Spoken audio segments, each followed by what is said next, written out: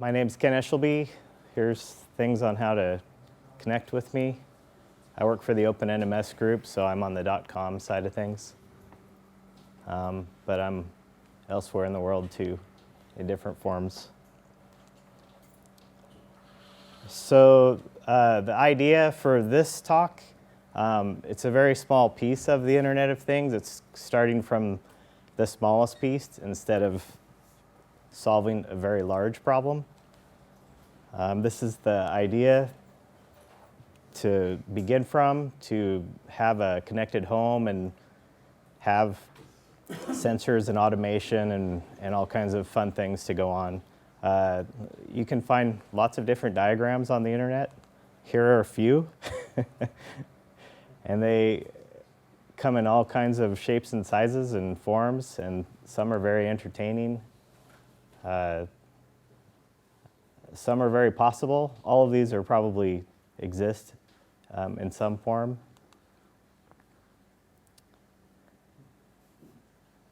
Many different ideas. This is more of a media kind of a thing, but it has some lighting elements and whatnot. This one is an awesome diagram. I like it very much. I don't know why I like it, but I do. And then things go further into, I think, more of a scarier place, where everything is connected to the tubes and social networking, right? And that's maybe not, I don't know, I'm not a fan of that because you could get things like this.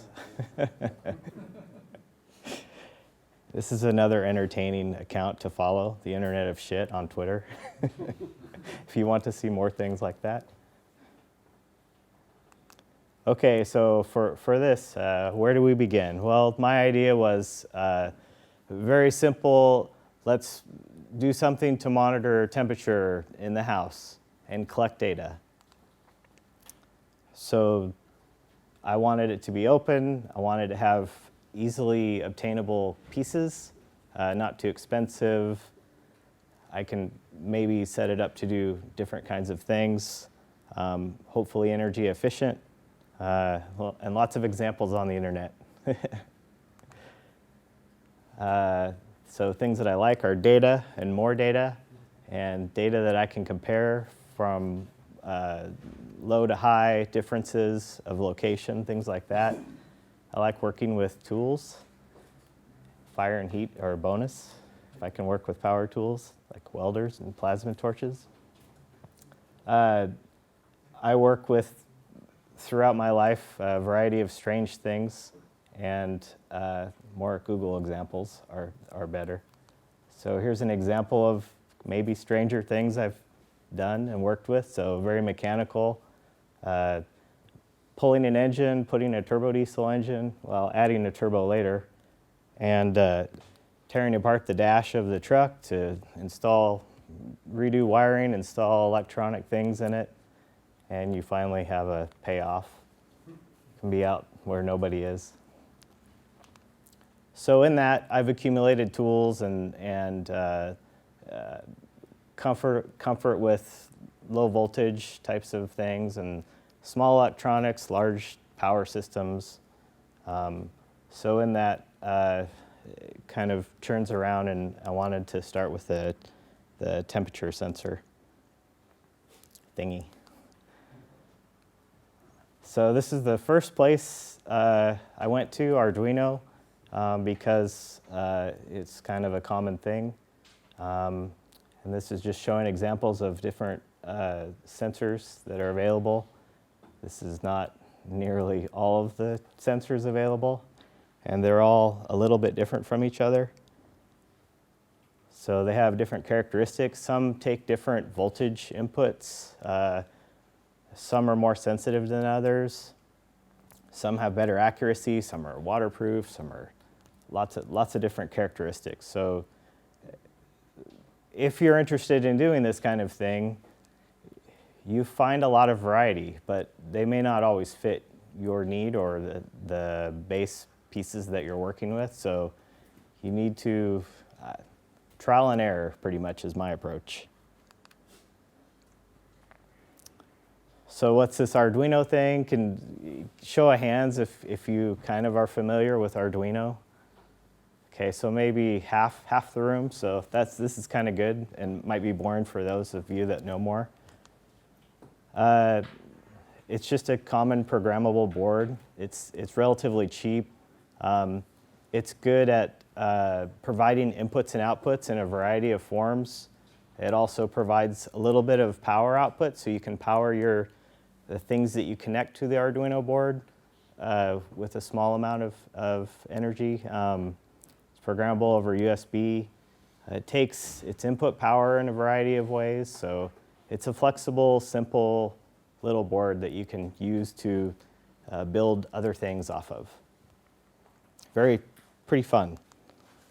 Some of my immediate needs were I needed IP communication, so in which ways could you get TCP/IP into that environment to be able to work with the data? So some of the ways you could do it are you can put what's called a shield board on top of the Arduino, and it allows you more connectivity, maybe specific. There could be a shield for video-related inputs and outputs, and there's one for Ethernet. I'm sure there's Wi-Fi shields you can do too. There are libraries for all kinds of protocols, libraries for services. All these things need to go in so that the specific code that you want to write will work in the form that you want it to work. So so this is kind of the first phase. In looking at what's available, I found something else. And this is a little ESP8266 is the name of it board. It's very small. It's got built-in Wi-Fi. It's $5 versus, let's say, $20 for an Arduino board, and I don't know, $20 for a shield and things like that. It's very cheap. It has digital and analog I/O pins. This one has very few because there's only 8 pins on it, and some of those are needed for ground and power and things like that. And there are many varieties. This is the, this is the ESP01 model, and it goes up to 12, I think, as far as I know. Skip some in between, but it comes in a lot of shapes and forms, but it basically uses the core chip. So, promising. Has built-in Wi-Fi, has a lot of built-in things. So it's a wonderful place to start because it can do quite a lot of things. This is an example of just a prototype, and the one that I built, one of a few, use a serial cable for programming and getting like console kind of display, a little bit of power. You need a voltage regulator to change from, I don't know, I would say probably 5 to 12 volts down to 3.3 volts because that's what it requires. If you go more than 3.3, bad things happen. There's a little switch here that is needed for flashing your program to the uploading basically to the flash on the chip. And then that's the DHT22, one of those 4 temperature sensors. So simple. This example is actually on the Adafruit, which is an popular Arduino website. They provide hardware and give tutorials and have specs and things like that.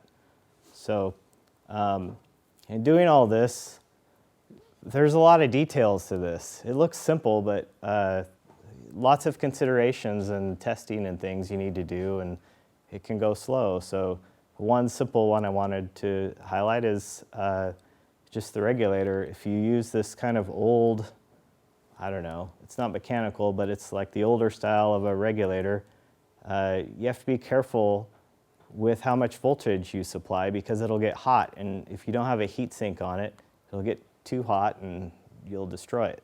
So kind of things you pick up along the way. Luckily, this wasn't a trial and error thing that I learned. It was something that I read and was advised. So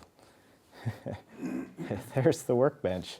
You need tools and things and wires and connectors, and that's my kitchen table. So for example, tool-wise, you have a lot of things that can make building or making these things go easier and maybe more enjoyable. So, even this crazy armed thing with a magnifying glass, and there's 2 little LEDs that point on that are nice. This thing can either clamp this way, or you unfold these legs and it's a standing thing. Little nice tool, flexible, for whatever situation. But these kinds of things make the process much more enjoyable than fighting with, you'll see some later, interesting ways of going about doing some of the making parts. A good soldering iron too is a nice tool to have. Also, I just kind of like this picture, but it was showing the variable power supply. So this is just it can output up to 20 volts at 2 amps. It's kind of cheap. I think it was about 30 or 35 US dollars.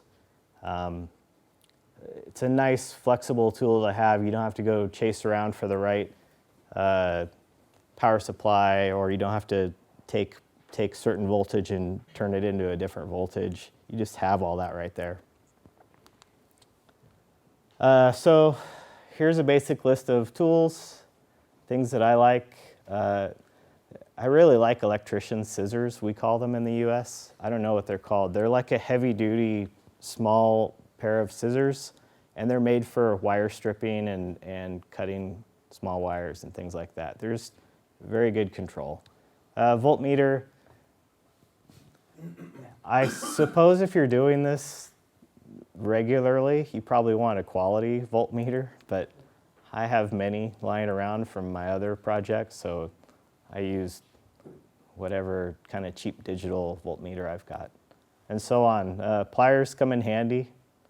Some of this is ad hoc, and you find ways of doing things, and I'll show a slide or two on that, but you need a kind of a variety of tools to accomplish what you're trying to do. And you get equipment, and it's not quite, everything will be right, 20 things that are right and one thing that's not quite, and you really need that one thing, so you may have to modify to make it right, and that's where tools come in. So to program this, initially, the ESP8266s, I was using the Arduino IDE, and it's kind of a nice introductory way to do this. It's got a decent interface. It gives you a serial console, so you can see if you build in lines to show what is going on the device. It lets you debug. It's very simple, very easy to use and work with. There's a lot of material out for different libraries and different examples too, so loads of Google examples, always important. So the results of, I'm not going into the detail of exactly what I did for this because I did something else later, but this is kind of the result phase of it. You have a simple web-served page that gives you data, and you can see the actual data that's being returned from the HTTP request. So success, all done, let's go. So in OpenNMS, it's very simple. Need to provision a node with the service, which I called DHT22 sensor because I needed to keep my sensors accounted for. If I was working with a variety of things, I need to know which one is which, and it can get complicated to organize. So it's very basic provisioning. In this case too, the way that a lot of examples are set up is to use a DHCP to get an IP address, which I don't like, but I thought I'd bring that up. So I had to sometimes chase it a little bit. I don't know what it was, but these little things seem to change IP addresses, and it didn't match my lease times or any of that. They just, something funny was going on. So anyways, that's the piece of provisioning. In OpenNMS, what's nice is you can just change the IP, and it doesn't bring everything crashing down. You don't lose data. You can just change the IP, and it comes back up and works with your new IP address. So easy. The data collection side, the daemon config just needed a new service which matched the service that I gave it in provisioning, and points to an HTTP collection. That name is repeated here, so those match, and you can, I parsed the web page and got my 2 pieces of data that I wanted from this. So it's very straightforward.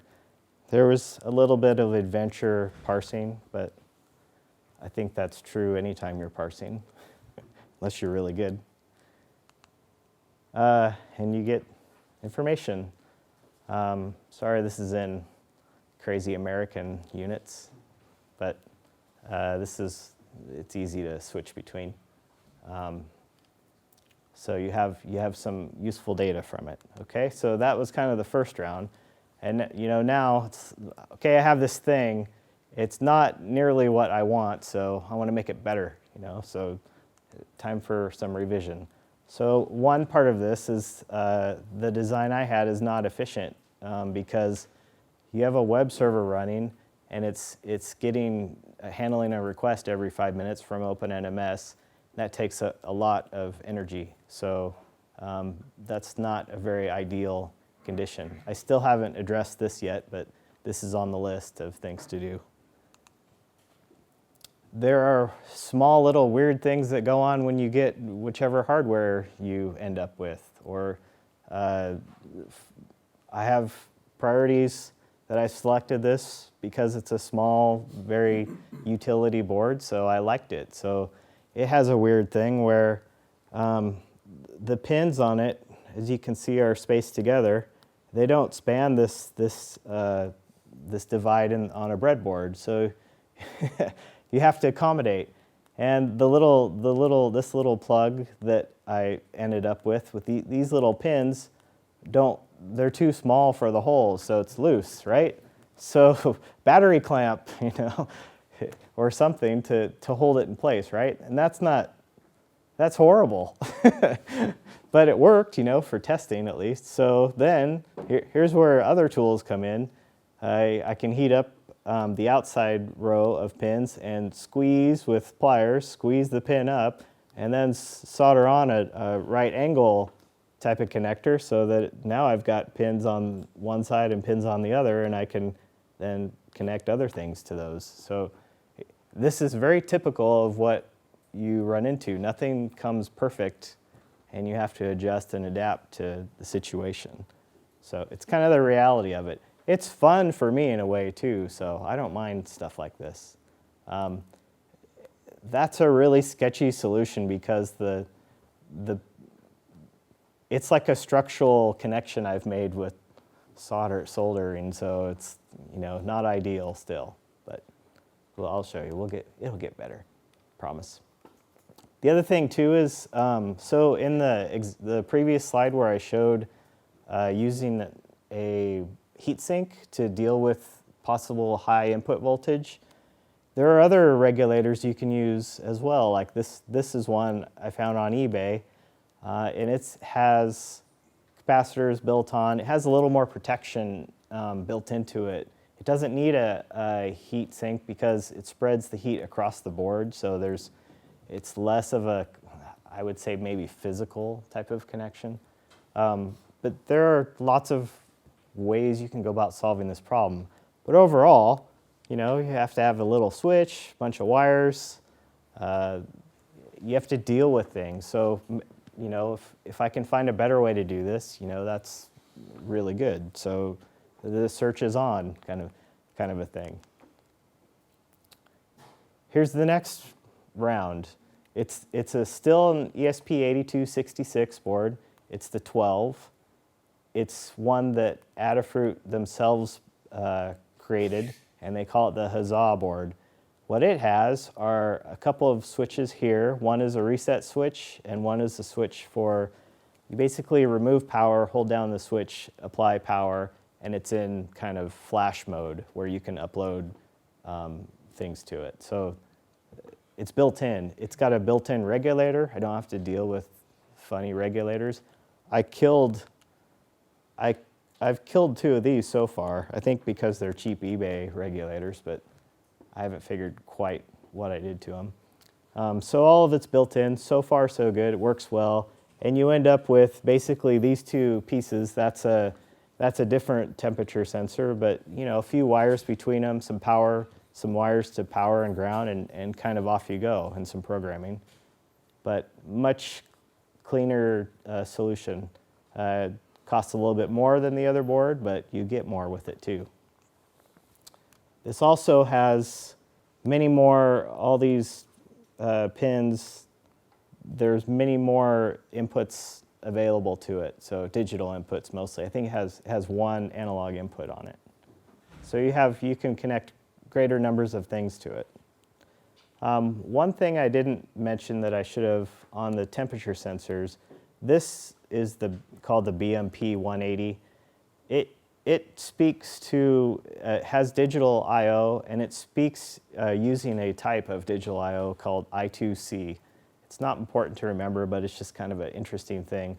And what's nice about that particular way of communicating is that I2C devices have a register that identifies them uniquely. So you can use the same pin, whichever pin it is on this, you can use the same pin with multiple devices and it knows which one is which. So it's a nice way of working with it. So now kind of a preference toward I2C, in my decision making. So the little board that I originally started with, the ESP8266, the small one, it comes preloaded with firmware that uses the Arduino IDE, the Arduino kind of approach. However, you can flash these with other firmware and do whatever you want. And so I did that, and I used a tool from the NodeMCU GitHub. They make libraries for some of this hardware and provide examples and make it easy to start the process and get somewhere and have something working. So this is just their tool that you can get from GitHub that allows you to do the flashing. This is, I believe this is their page and where their library is, and here's the start of example. It's a very large page, but effectively, there's the library file. It's written in Lua, so we're moving on to a different language from, I don't know what the language they call the Arduino kind of environment, but this is using now Lua that I've started using more. It's kind of a broader used scripting language. It has more flexibility because it's more general. So in that sense, you take the pieces you want, just like any kind of system, and you work with the pieces that accomplish what you're trying to build. This is the tool that I used to basically deal with the scripts and load them and interact with the hardware. So a bit different from the Arduino IDE. This is not NodeMCU stuff, but it's easily findable. There's I don't have it listed anywhere, but there's a site, where are you? There's a site called ESP8266.com, and you learn way too much information from it. But this is probably where I picked up this tool. So it makes it really nice. It doesn't show it yet. And what it does is lets you get a file, upload it, see what happens, a little bit of interaction with the device directly, which makes it nice and also different from other environments. So these little differences and approaches can mean more or less to you depending on what your comfort level is and the information you're trying to get from this kind of system. So it is a consideration in all these other choices that you're making. And so this is the library for one of the sensors, the DHT22 sensor, and it's the Lua library. It's just part of it. This is before I learned how to use the highlight function here with the little screen capture. So that was the first attempt to highlight something. So here it's just showing the upload of the library to the device. Now it's completed. It shows one file. And this is nice. In this environment, it tells you things like this. It gives you feedback and information so you can verify or validate that things are there properly. You don't really get this in the Arduino IDE environment. So it also, in this tool, it shows the file as it exists there. It tells you how large it is. You know all the information. It's good.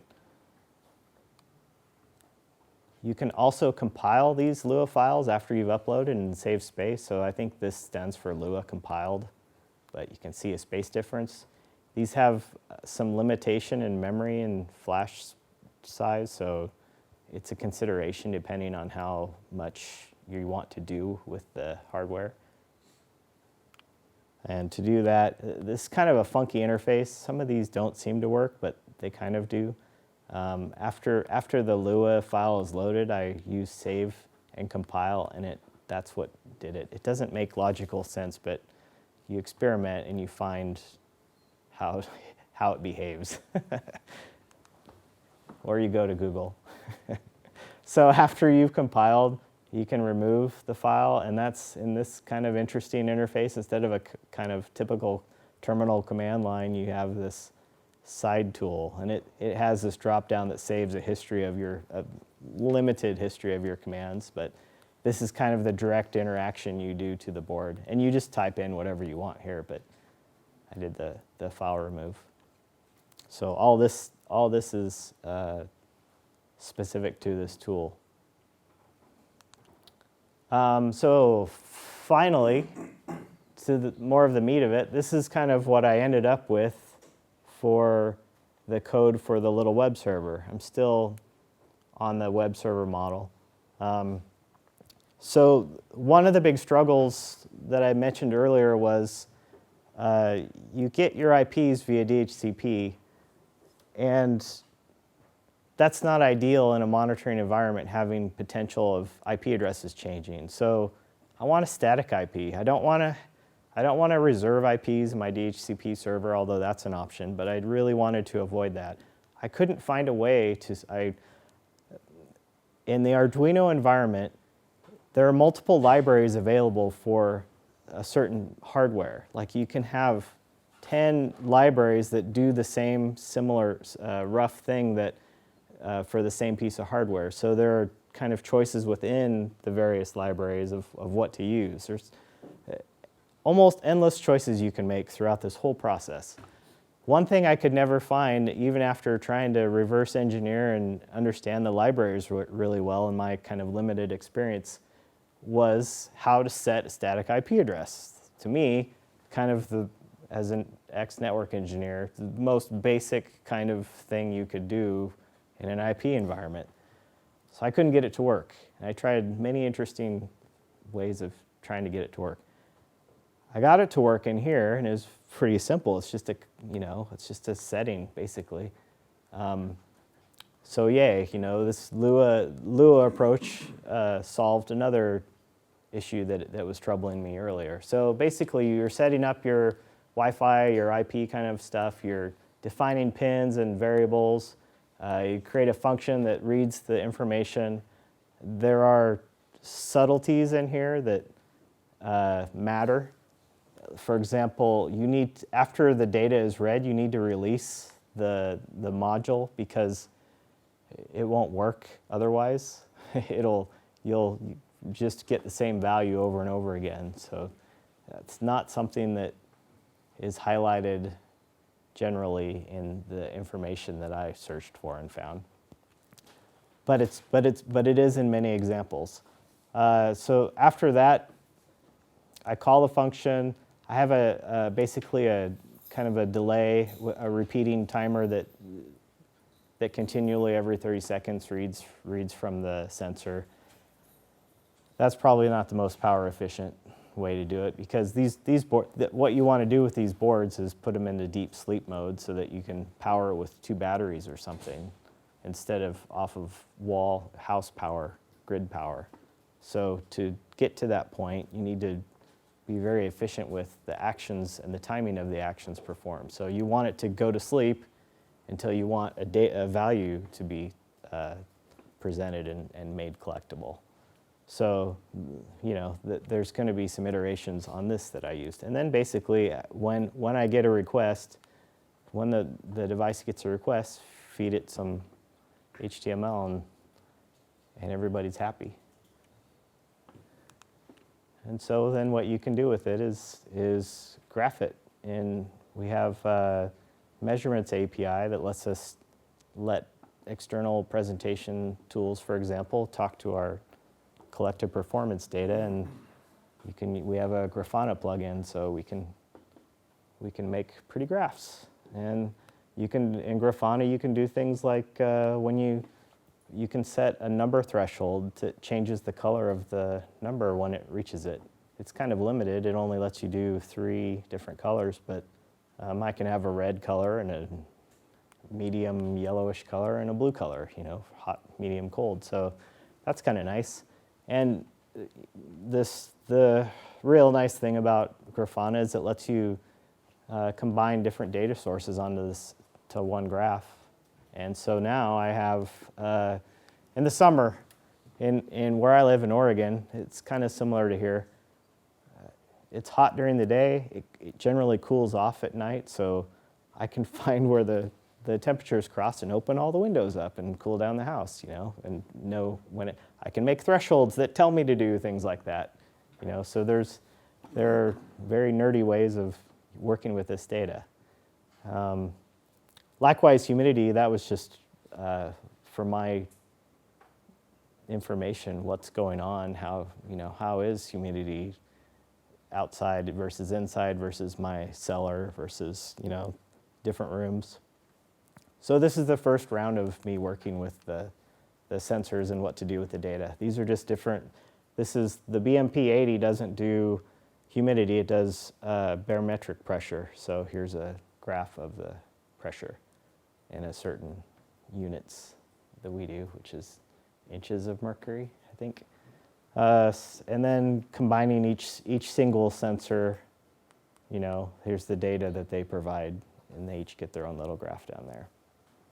So lots of information from a very kind of limited data source. There's a lot of things left to do. So these are the things I learned. Don't rely on anything in this hobby kind of world. This would be don't ever implement this kind of stuff in a production environment, business critical kinds of things, because you will need a lot of testing to make sure that you build your circuits to be very stable and reliable. Check voltages all the time. Be super paranoid about that. Bad things can happen, like magic circuit smoke can be spilled. You don't want that. And not knowing anything about what I was getting into, I tended to buy extra 2 or 3 of things instead of one thing. So it let you break things, and it lets you, hey, maybe I like this. I don't have to wait for the post to get more of the things that I liked. I had a few more on hand, so that gets a little more expensive. But until you get a good feel for how the different hardware works and what you like or dislike about it, it makes sense to get a few extra things. Things to do: make this work with our XML collector, and then probably toss that out and figure out a way to do push collection, because, like I said, the deep sleep mode is very attractive the idea of these things being very remote, self-contained units that operate off of rechargeable batteries or some kind of easy power source versus being dependent upon wires to make it work. That's definitely a goal. It lets you flexibility in where you can place them, so you can put them in the garage for a week or up in the attic or in different rooms. Then you don't have to work out how do I get power to that, and you have a energy efficient mechanism.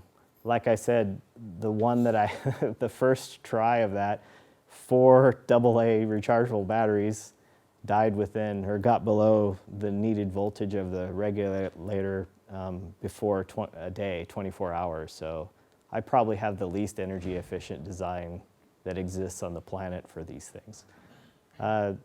Making housings, go hit up my 3D printer friends and come up with a housing after I build a circuit out of it.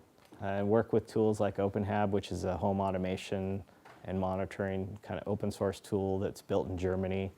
It's oddly has a similar architecture to OpenNMS, so it's got many pieces. I have it integrated currently with my Nest thermostat, and I can control, but I'm at the very start of that. And then building more things, things like power measurements, and other kinds of controls for dust on sensors, thermal sensors to turn on lights when you come into a room, things like that, small things, and see how to connect them and collect data off of them if possible. So that's it. How'd we do? We did okay on time. Any questions? Comments? Sure. You have been talking about IP addressing, and I always saw IPv4. Are those circuits are working with IPv6? They can. I've seen IPv6 examples. They're going to be not common. It could be you would need to add a different library or use a different library or modify the current library. It's very building from the ground up for a lot of this stuff. So any new feature can be a struggle to add. But I think I've seen examples of working with IPv6. Yeah? So one comment, one question. Arduino programs are normally written in C or C++. That's the actual language it's written in. Perfect. Thank you. Where did you get that magnifying glass clamp helping hand thing? I know. I want one. I know. It's one. Amazon. Yeah. They're on Amazon. I bet they're on eBay. But Amazon is where I got it. Which country? U.S.